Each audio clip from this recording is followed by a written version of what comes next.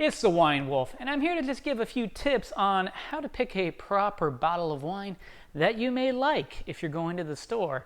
There's a lot of choices out there, and the most annoying thing is you go to get a bottle of wine, you think you got something good, you're excited, and it's a dud.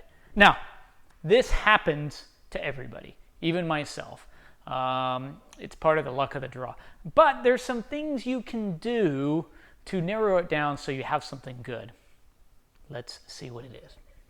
The first question that you have to ask, or that you have to know, is what's your price range? That makes a big difference. Is it $0 to $10, $10 to $20, $20 to $40, 50 plus? The price range it can give you a starting point on what you're looking for. Going along with what your price point is, what mood are you in? What's the occasion? Is this a weekday wine Monday through Thursday, or is this a weekend wine where you want something a little nicer? Is it something you're bringing to a get-together or something more formal? And that may change your price range, as maybe you don't want to be drinking the more expensive wine during the weekdays, although sometimes I've been guilty of drinking the expensive wines during the weekday if it's been a little harsh at work. But I digress. What mood are you in? What type of wine are you looking for? Are we looking for a white wine? Are we looking for a red wine? And within those, what category? If you're looking for a white wine, what do you want? Do you want something lighter, more acidic, more fruity? Or do you want something, a little more body? A little more bold, more subtle flavors, maybe something a little older.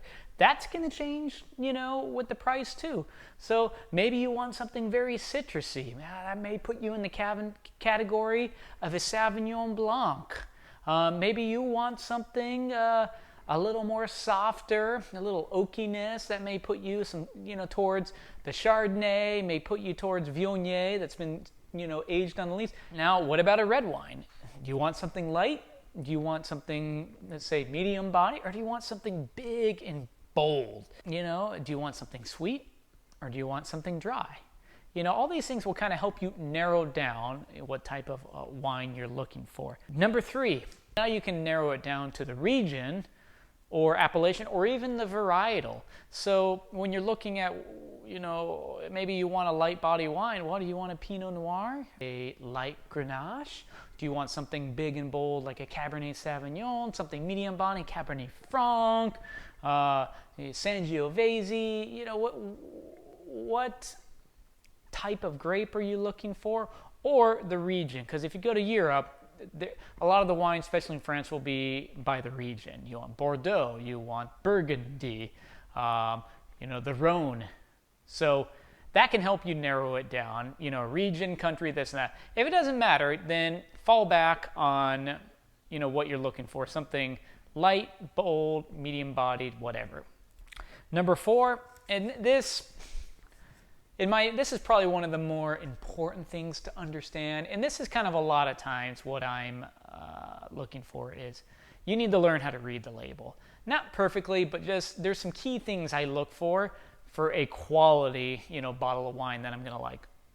There's the obvious things on the label, the winery. You may not think that that's important to know what winery, but it is, because definitely there's wineries you'll hear that have a lot of clout. They're known to make good wines, and then ones you've never even heard of.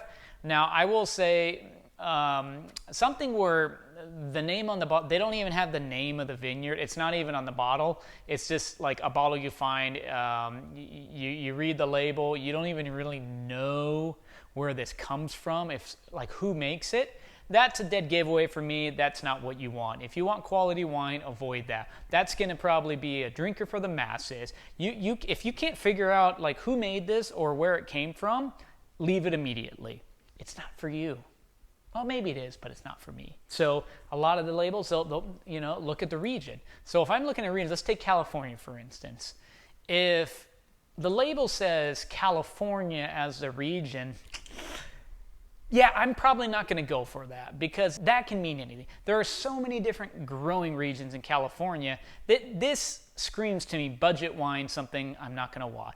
want. They may have just been throwing together, poor grapes, fermenting them, throw a label on there, sell it to the mass. Not one. But if it says, the region, such as an appellation, you see like Santa Rita Hills, Napa Valley, Russian River, Paso Robles. Now you've narrowed it down to a smaller growing region, and it tends to have better quality. That most of the grapes should be coming from that area, and that lets you can see, is this a good grape growing region that produces good wines? Overall, the smaller the region of where it comes from, you have a higher probability of having something good. Probably one of the big things I look for is I turn the bottle to the back, and I see, what does it say about how the wine was made? If the bottle says produced and bottled by, and then it says whatever the winery is that's on the label. I'm drinking Brick Barn wine right now. I look at the back of the label, it says produced and bottled by Brick Barn.